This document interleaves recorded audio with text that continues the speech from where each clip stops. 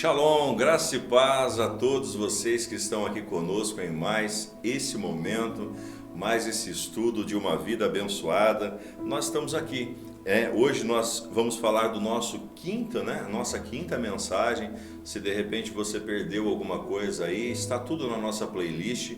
Pode voltar aí nos vídeos anteriores que você vai estar aí aprendendo um pouquinho sobre o que é viver uma vida abençoada. Nós, do Ministério Manancial, temos então o prazer de te trazer a você essa série de mensagens para ajudar você a ter uma vida especial, uma vida direcionada, uma vida então alinhada no princípio, no padrão e na direção que Deus tem para a nossa vida. Eu te pergunto, Deus quer que você tenha uma vida abençoada? Sim ou não? Pare para pensar sobre isso e responda para mim. Então hoje nós vamos falar sobre um tema muito relevante, sobre eu sou generoso? É uma pergunta para você. Eu sou generoso? João 12, versículo 3 diz assim: Então Maria pegou um frasco de nardo puro, que era um perfume caro, e derramou-o sobre os pés de Jesus, e ali os enxugou com seus cabelos, e a casa encheu-se com a fragrância daquele perfume. João 12, versículo 3. A Bíblia diz que Jesus ele estava então em uma certa casa, e onde ali Maria ela pega aquele frasco de perfume caro e derrama aos pés então de Cristo. Isso significa e traz então para a nossa vida um princípio muito importante, que é o princípio da generosidade, Existe a avareza e existe então a generosidade. Qual dos dois você então é? Você é generoso ou você então é uma pessoa avarenta? Deus mesmo quem inventou os dízimos, as ofertas e as primícias. Foi Deus quem nos deu essa direção, foi Deus que nos deu esse mandamento, foi Deus que nos ensinou então sobre isso. Não foi algum profeta, não foi algum dos apóstolos, foi o próprio Deus que ensinou então o povo a viver e fazer então dessa maneira, Então aprendemos sobre isso em toda a Bíblia. Toda a Bíblia, ela nos traz então ensinamento e entendimento sobre o que é então esses princípios sobre cada um de nós. Olha o que diz então 2 Coríntios capítulo 8, versículo 2 ao 4. No meio da mais severa tribulação, a grande alegria e extrema pobreza deles transbordaram em rica generosidade, pois dou testemunho de que eles deram tudo quanto podiam, e até além do que eles podiam, por iniciativa própria. Eles nos suplicaram insistentemente o privilégio de participarem da assistência aos santos. 2 Coríntios 8, versículo de número 2 ao versículo de número 4. Então aqui nós vamos aprender a seguinte situação e questões, que os discípulos de antigamente, eles tinham prazer em colocar então as suas finanças, colocar então a sua generosidade diante da obra do Senhor, porque através da determinação deles, através daquilo que eles faziam, a obra ia avançando, a obra ia então rompendo, a obra ia chegando então a destinos diferenciados então em meio ao caminho. Então ele, no meio de tribulações, no meio de problemas, no meio de situações contrárias, mesmo assim eles estavam ali firmes, eles estavam então ali colocando as suas finanças, colocando então a sua fidelidade, colocando então o seu coração diante do Senhor. Se você der das sobras, não é adoração, não é oferta, e sim é esmola. E nunca se esqueça, prosperidade vem de Deus para os seus filhos, não é pecado. Então, quando nós vamos observar essa situação e circunstância, nós vamos entender a seguinte questão: quando nós então fazemos de todo o nosso coração, nós não estamos então fazendo nada de errado, e sim nós estamos colocando nas mãos do Senhor a nossa vida, a nossa fidelidade, o nosso coração, a nossa generosidade. Por isso que essa campanha de uma vida abençoada, essa série de mensagens, ela traz para você então discernimento. Eu posso falar para você porque isso eu vivi e vivo durante a minha vida toda. Eu tenho 43 anos de idade e durante toda a minha vida eu procurei então agir dessa maneira, entendendo então os princípios da Bíblia de generosidade, de fidelidade, de comprometimento, né, diante do Senhor, e isso só tem trazido bênçãos e benefícios para a minha vida. Agora, há algumas pessoas que também, bem verdade, que deixaram de praticar isso. E as suas práticas erradas os levam então a caminhos diferenciados, a caminhos que muitas vezes têm feito com que eles percam as oportunidades de serem abençoados e de viverem uma vida abençoada. Deuteronômio 8, versículo 18 diz assim: mas lembre-se do Senhor, do seu Deus, pois é Ele quem lhes dá a capacidade de produzir riquezas, confirmando a aliança que jurou aos seus antepassados, conforme hoje ele se vê. Então, Deuteronômio 8, versículo de número 18, diz que é o Senhor que nos dá a capacidade de produzir, então, riquezas. Quando você vai ver, então, uma pessoa, ela pode ter, então, muito dinheiro, ela pode ter, então, uma vida muito rica, porém, eu e você precisamos compreender que aquele dinheiro abençoa a obra, ou abençoa a vida da pessoa, ou abençoa o inferno, né? Qual dos dois? Qual dos três, melhor dizendo? Para qual ponto que vai então o dinheiro ou a riqueza dessa pessoa? Quando nós, que entendemos a palavra, entramos então nessa direção: Senhor, eu quero viver uma vida próspera. Senhor, eu quero ter um bom trabalho. Senhor, eu quero ter então uma boa renda. Senhor, eu quero que a minha empresa avance. Porque, Senhor, eu quero ajudar a sua obra. Eu quero investir na sua obra. Eu quero então plantar na tua obra. Eu quero então, Senhor, fazer então com que a sua obra então avance e flua então em meio às dificuldades dessa vida. Deus, Ele tem o prazer de abençoar a minha vida e abençoar a sua vida. Por quê? Porque você vai estar abençoando a obra dele, você vai estar então ajudando a obra dele a avançar, a obra dele então romper em meio às dificuldades. E aí eu te pergunto, por que Maria deu o presente tão generoso? E aí você vai ver nesse texto também, se você ler um pouquinho mais, você vai perceber que Judas, ele se indignou com essa situação. E a outra pergunta é, por que isso incomodou tanto o coração então de Judas?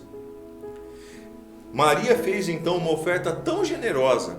E por que isso então incomodou o coração de Judas, sendo que ele não fez nada? Ele não deu nada.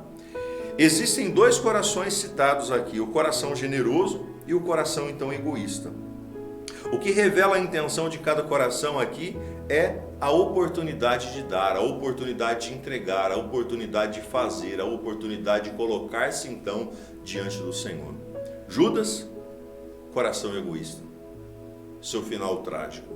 Maria, seu coração então generoso, fazendo então, de acordo com o que a palavra então tem ensinado para as nossas vidas então fazer, e isso só trouxe bênçãos e benefício para a vida dela. Hoje nós vamos falar sobre 3 princípios a respeito então da generosidade, 3 princípios sobre a generosidade. Primeiro, o inimigo da generosidade é o egoísmo. Vou repetir. O inimigo da generosidade se chama egoísmo. Tiago 3,16 diz assim: pois onde há inveja e ambição egoísta, aí há confusão e toda espécie de males. Então, o inimigo da generosidade é o egoísmo. É a pessoa querer para ela, é a pessoa então desejar apenas para ela, é a pessoa olhar e achar que aquilo que ela vai fazer então vai faltar para ela, porque ela pensa apenas nela. Sabe aquele ditado? Poxa, você só está olhando para o seu umbigo? Você só está olhando só para a sua vida? Só para o seu umbigo? Só para as suas coisas? Então, a pessoa que ela é egoísta, ela só pensa em si. Só pensa então nos seus momentos, nos seus prazeres, nos seus deleites, nas suas questões e suas coisas. Então nós precisamos tomar cuidado, porque isso é o inimigo da generosidade. A generosidade, ela vai muito mais longe, porque ela mostra que nós devemos repartir, que nós precisamos então abençoar a vida de outras pessoas, que nós precisamos então ajudar a vida de outras pessoas. Esse é o princípio da generosidade. Não é só por mim, não é só para mim. Você se lembra que eu sempre tenho dito aqui em nossas mensagens, também nessa série de estudo, que aquilo que nós recebemos, o nosso salário, né, aquilo que chega em nossas mãos, precisa tocar o altar, a nossa vida e a vida de outras pessoas. Isso aqui é para vencer então todo nível de egoísmo. Porque se aquilo que chega nas minhas mãos toca o altar, eu deixo de ser egoísta, porque eu não estou pensando só em mim, eu estou pensando também na obra do Senhor, na fidelidade do Senhor, no comprometimento com o Senhor, naquilo que Deus determinou para a minha vida. Quando então aquilo que chega nas minhas mãos toca a minha vida, eu estou ali me beneficiando, né, daquilo que o Senhor ele tem me dado, daquilo que o Senhor ele tem demonstrado, daquilo que o Senhor então tem mostrado para nós.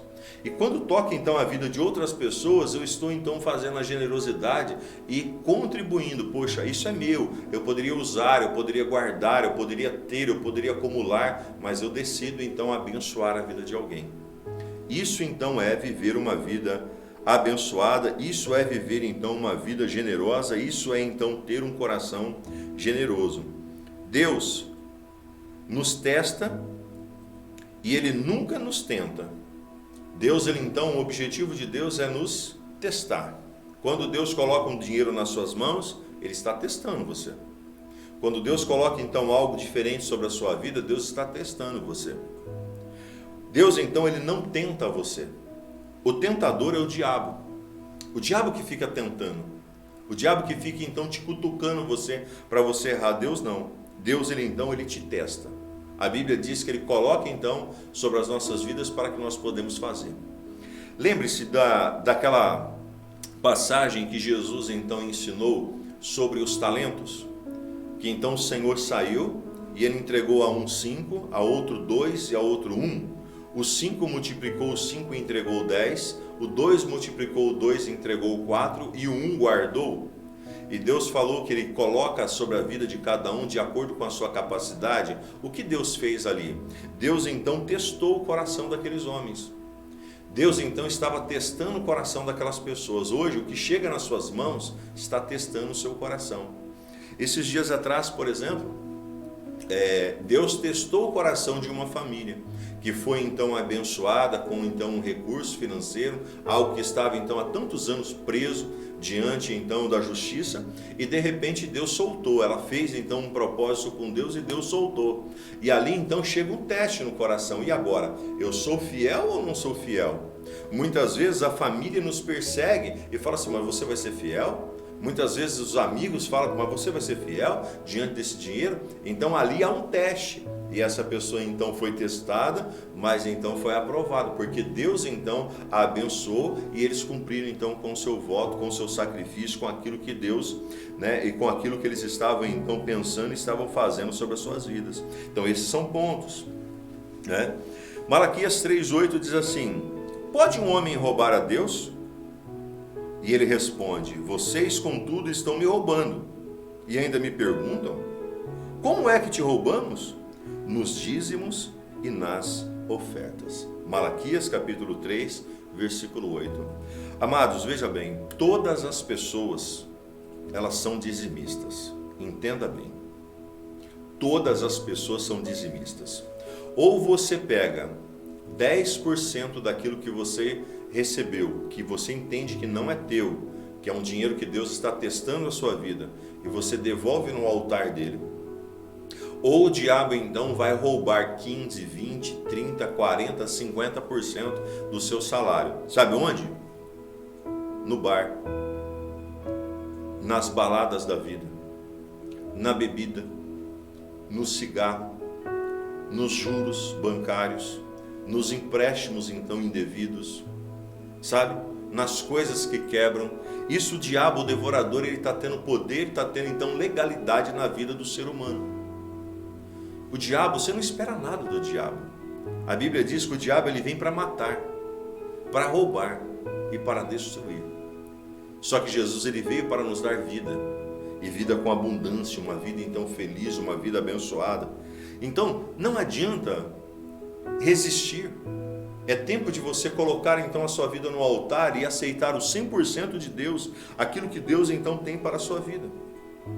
Judas roubava então da bolsa de ofertas. Mas qual a diferença entre Judas o que Judas então fazia, e o dinheiro que estava em nossa conta bancária que devemos sendo entregue então na bolsa, ou seja, Judas, ele pegava o dinheiro da bolsa e gastava indevidamente. Qual a diferença tem de Judas daquelas pessoas que recebem seu salário e não entregam então diante do Senhor? Estão gastando então aquilo que pertence ao Senhor de forma indevida, você concorda comigo? Isso são pontos, são situações que você precisa pensar. 2 Coríntios 9, 7 diz assim: cada um dê conforme determinou em seu coração, não com pesar ou por obrigação, porque Deus ama o que dá com alegria. Eu, durante toda a minha vida, minha jornada então pastoral, eu sempre tive algo em convicção na minha vida. As pessoas não podem dar de forma forçada, tudo que é forçado não presta. Tudo que é forçado então não vem do Senhor, não procede do Senhor, não é então abençoado por Deus. Tudo que é forçado então, irmãos, não é abençoado então por Deus. E eu e você precisamos compreender e entender que nós precisamos dar com alegria. Aquilo que chega nas nossas vidas, nós precisamos colocar com alegria. Outra coisa é que a oferta ela precisa morrer no altar. A semente precisa morrer no altar, senão nunca vai produzir. Porque a Bíblia diz que se o grão de trigo caindo na terra não morrer, ele fica só. Mas se ele morrer, ele produz muitos frutos. Então, quando você então faz com que sua oferta morra, que você se esqueça daquilo, você cumpriu o seu voto, cumpriu o seu propósito, cumpriu o seu projeto e se esquece disso, as coisas então vão avançar e vão prosperar na tua vida. Precisa ser, o que é dízimo? Dízimo como ato de adoração para ser aceito em uma oferta sacrificial no altar de Deus, pressupõe duas premissas básicas. A primeira premissa: precisa ser o primeiro a ser entregue. Dízimo não é do que sobra, dízimo é o primeiro. Pertence ao Senhor e nós entregamos ao Senhor. Segunda premissa: precisa ser dado com alegria. Você precisa ser uma pessoa que entrega com alegria aquilo que pertence ao Senhor. Que você não tenha dor, que você não tenha remorso. Uma vez então nós ouvimos uma pessoa dizer o seguinte: eu não tenho o que comer, eu vou então entregar, então vou pegar então o meu dízimo e vou então comprar comida. Olha que situação, olha que pensamento, olha que ataque do diabo na mente. Essa pessoa nunca terá mesmo, porque ela está usando então um dinheiro que não é dela para então comprar e se beneficiar. É muito melhor então ela confiar no Senhor. Lembre-se daquela passagem que a viúva, o profeta chega diante da viúva e o profeta fala assim para a viúva, né? Olha, eu quero comer, eu preciso que você faça então uma comida para mim. A viúva fala assim, mas profeta, eu só tenho um pouquinho de farinha, um pouquinho de azeite, eu ia fazer um bolo para mim, para o meu filho, eu ia comer e esperar a morte chegar, porque não temos mais nada, a seca dominou então essa terra.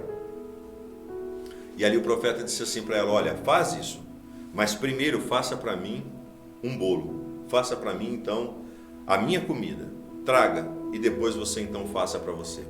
E quando aquela mulher fez, ela obedeceu, ela entregou primeiro ao homem de Deus, Deus trouxe a prosperidade sobre ela, porque a Bíblia diz que a farinha não acabou, né, e o azeite não acabou durante todo o período que aquela seca então persistiu na vida daquelas pessoas. Então, o que está acontecendo com você? Como estão os seus pensamentos? Como está o seu coração?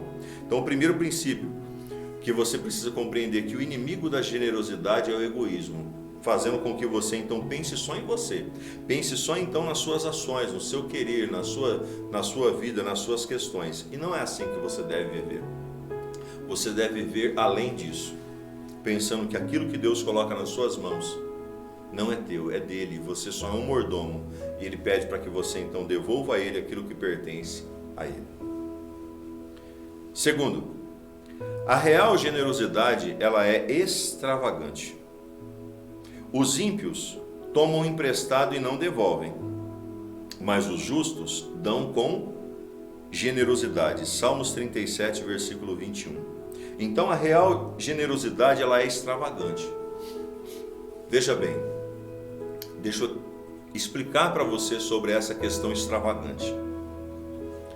Vou pegar uma pessoa que tem um ótimo recurso financeiro e ela chega então e entrega ao Senhor uma oferta de R$50, R$100. Parece ser um bom montante para uma oferta. Você concorda comigo? Só que aquela pessoa tem tanto.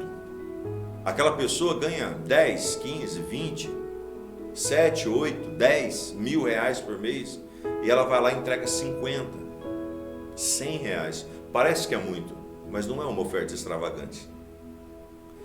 Relacionado àquilo que ela tem, aquilo que ela ganha, não é uma oferta extravagante.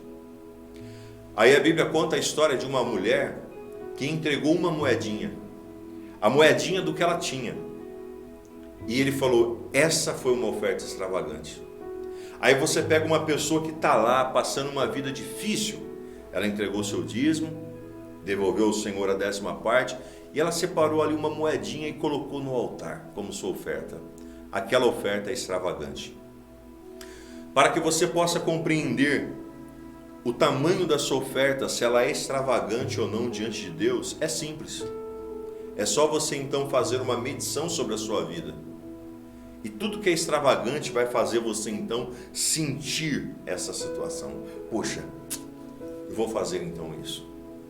2 Coríntios 8:5 diz assim: e não somente fizeram o que esperávamos, mas entregaram-se primeiramente a si mesmo e ao Senhor, e depois a nós pela vontade de Deus.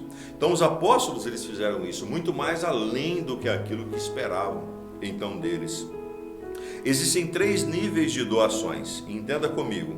O primeiro nível de doação, os dízimos, que são então a 10ª parte daquilo que chega em nossas mãos. O primeiro e o melhor, esse é o dízimo. É o primeiro nível de então generosidade de doação. Segundo, são as ofertas. Aquela oferta que você então faz esporadicamente, você vai então na casa do Senhor e você então faz uma oferta aqui, faz uma oferta ali, etc e tal. Então é uma oferta. E o terceiro ponto são as ofertas extravagantes. A parte C, as ofertas extravagantes, são as ofertas que você então faz com propósito. Nós mesmos aqui ensinamos algumas ofertas extravagantes, como a oferta de resgate para buscar então algo que está perdido no mundo espiritual. Eu já fiz muitas vezes essa oferta de resgate e Deus então me resgatou, Deus então me trouxe de volta aquilo que estava perdido.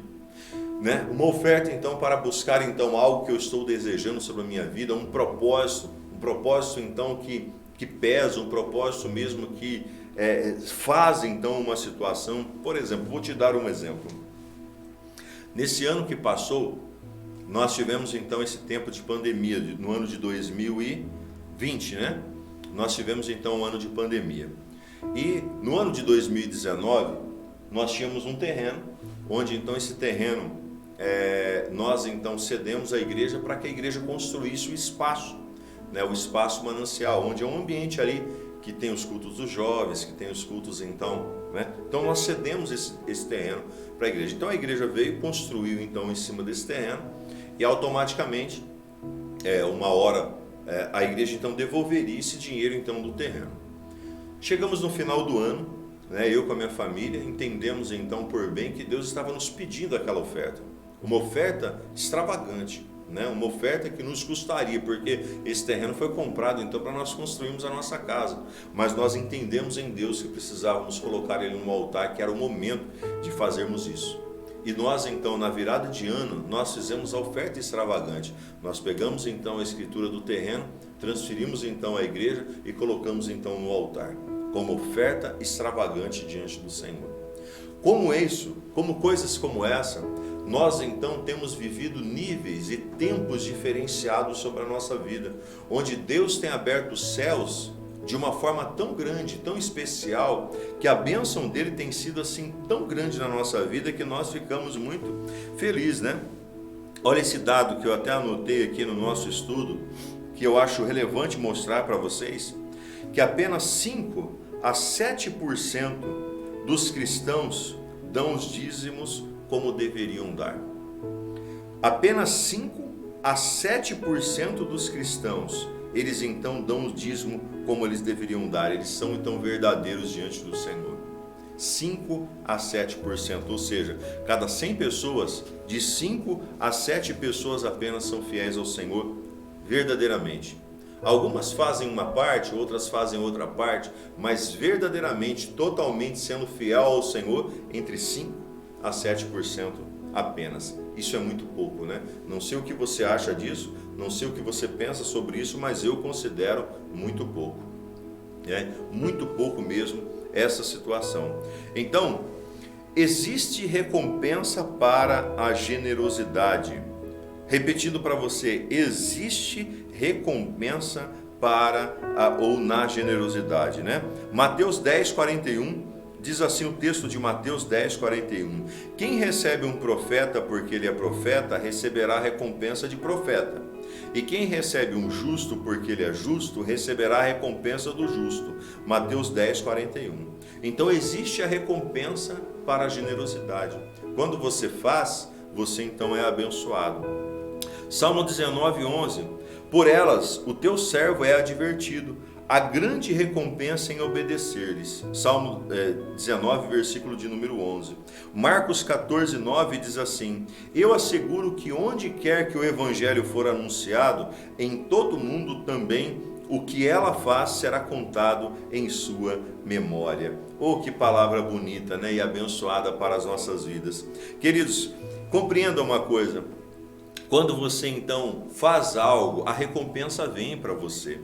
E deixa eu ensinar algo para você sobre isso, uma verdade, uma premissa que eu tenho sobre a minha vida é a seguinte: quando você dá esmola para alguma pessoa, quando você então ajuda uma pessoa pobre, uma pessoa então que está passando por necessidades, você então está dando esmola. Então aquilo você vai ser abençoado? Sim, porque você está ajudando uma pessoa. Mas quando você entrega para alguém que tem, quando você entrega, então quando você faz uma oferta na vida de alguém que tem, você recebe a bênção na vida dela. Eu, por exemplo, sou uma pessoa que gosta de presentear outras pessoas, porque quando eu abençoo a vida de alguém que é próspero, eu recebo aquela bênção sobre a minha vida. Eu recebo então, sabe, uma recompensa daquela generosidade. Sabe, eu não sei se você está me entendendo, mas isso faz muito sentido para que você possa então avançar. Não pense você que você tem que ajudar somente aquele lá que está o pobrezinho, coitadinho. Você precisa fazer mais. Você precisa ajudar pessoas que têm também. Você precisa abençoar pessoas, comprar um presente, dar então uma oferta, fazer algo então para aqueles que fazem. Porque assim você vai receber a recompensa, né, dessa generosidade sobre a sua vida de uma forma muito, muito especial, né? A generosidade dos doadores ofende a ira, a avareza dos que roubam ao Senhor. Vou repetir. A generosidade dos doadores ofende e irrita a avareza dos que roubam ao Senhor. Existem pessoas, por exemplo, que são avarentas e elas então se irritam com a generosidade daqueles que fazem. Talvez você já deve ter se deparado com alguma pessoa olhando para você e falando assim: poxa, mas você vai dar dinheiro na igreja? A pessoa não faz, a pessoa é um avarento, a pessoa então, né, mas ela está ali, criticando você porque você está fazendo, apertando você, porque a generosidade ela ofende, né, essas pessoas de uma forma muito grande, né? Maria, ela deu um presente tão generoso que ficou então gravado então em todo o tempo para as nossas vidas, né? Pessoas com o coração gratos, elas são então sempre generosas. Vou repetir para você. Pessoas com o coração gratas, elas são sempre então generosas. Elas sempre têm então algo diferente para acontecer e para mudar sobre as suas vidas e sobre o seu caminho. Então você precisa ser uma pessoa generosa, você precisa ser uma pessoa então grata, você precisa ser uma pessoa então diferenciada no propósito, no caminho, na direção que Deus então estabeleceu para você, para a sua casa, para a sua família e para a sua história. Então, meu amado irmão, minha amada irmã, não perca as oportunidades de viver uma vida generosa, de viver uma vida abençoada, de viver uma vida diferenciada no princípio e no caminho que Deus então determinou e estabeleceu para a sua vida, porque Deus quer abençoar você, Deus quer direcionar você e Deus quer então fortalecer você de uma forma muito grande e muito especial. Mas para isso, você precisa ser uma pessoa diferenciada no Senhor, no seu caminho e na direção dele. Ok? Hebreus 11, versículo de número 6, diz assim: sem fé é impossível agradar a Deus, pois quem dele se aproxima precisa crer que existe, que ele existe e que recompensa aqueles então que o buscam. Repetindo esse versículo para você, sem fé é impossível agradar a Deus, pois quem dele se aproxima precisa crer que ele existe e que recompensa aqueles que o buscam. Deus existe e Deus ele sempre está disposto, presente, para recompensar todos aqueles que o buscam, todos aqueles que acreditam então nele.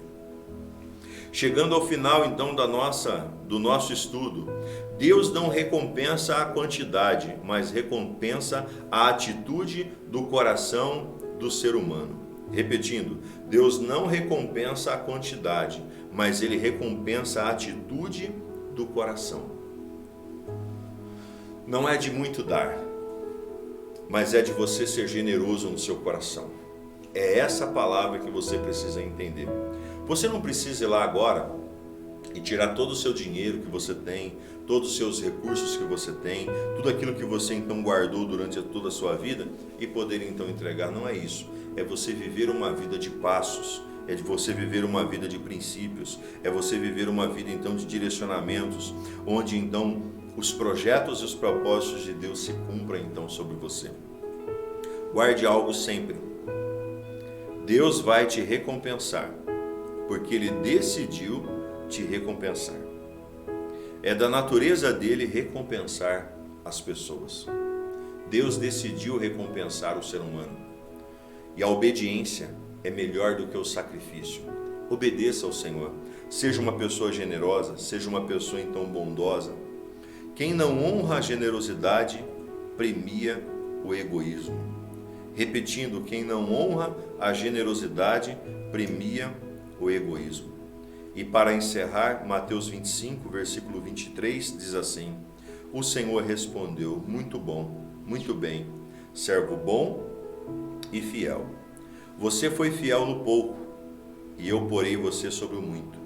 Venha e participe da alegria do seu Senhor. Glória a Deus, aleluia. A mensagem, o estudo que eu quero deixar para vocês nesse dia, nesse momento, é o seguinte: seja uma pessoa generosa, seja uma pessoa fiel ao Senhor, com seus dízimos, com as suas ofertas, com as suas primícias. Seja fiel ao Senhor.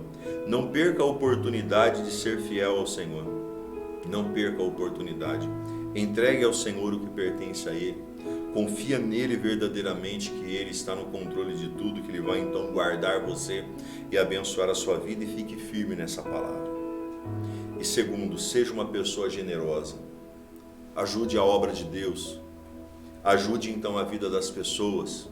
Tenha seu coração então generoso diante dos princípios, diante dos caminhos, diante dos projetos que Deus então estabeleceu para a sua vida. E não permita em hipótese alguma que o inimigo roube aquilo que Deus determinou para você, aquilo que Deus colocou então sobre a sua vida, aquilo que Deus quer então presentear você, fortalecer você e ajudar você a avançar em cada um dos momentos. Generosidade abre os céus e a bênção cai sobre a sua vida, sobre a sua casa, sobre a sua família e sobre a sua história. Amém?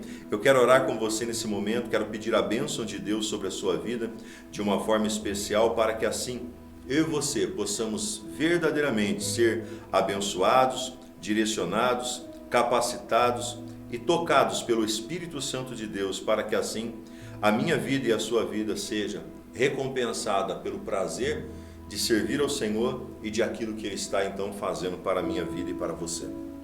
Quero orar com você nesse momento e abençoar a sua vida. Pai, nesse instante, Senhor, eu oro pela vida, Senhor, pela casa, pela família, pela história de cada uma dessas pessoas, que elas sejam abençoadas, que elas tenham uma vida próspera, que elas tenham uma vida, Senhor, meu Deus e meu Pai, direcionadas, Senhor, por Ti, abençoadas por Ti, discipuladas, ó Deus, por Ti, para que assim eles caminhem na direção que o Senhor tem. Em nome de Jesus eu te peço, Pai, eu te louvo e eu te agradeço. Muito obrigado, Jesus. Amém e amém. Quero deixar para você aqui a nossa conta bancária para você então ser um fiel dizimista na casa do Senhor, um fiel ofertante na casa do Senhor, um fiel primiciador na casa do Senhor, para que assim os planos dele se cumpram e se estabeleça na minha vida e na sua vida, porque quando nós somos, nós abençoamos todo um corpo diante do Senhor. Se você perdeu as nossas mensagens anteriores, volte, assista nossas mensagens anteriores e tem esse playlist para poder então ajudar você e a sua família. Compartilhe essa live, compartilhe então esse link com outras pessoas, esse estudo, e peça para essas pessoas então assistirem, que elas serão abençoadas, direcionadas, capacitadas e ajustadas para viverem uma vida abençoada. E a pergunta que eu faço para você é: você é generoso? Coloca nos comentários se você é generoso ou se você precisa ser generoso ou generosa, tá bom?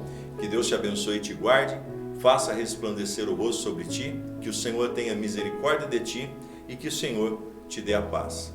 Ótima noite, ótimo dia, que Deus abençoe você grandiosamente em nome de Jesus. Shalom, shalom.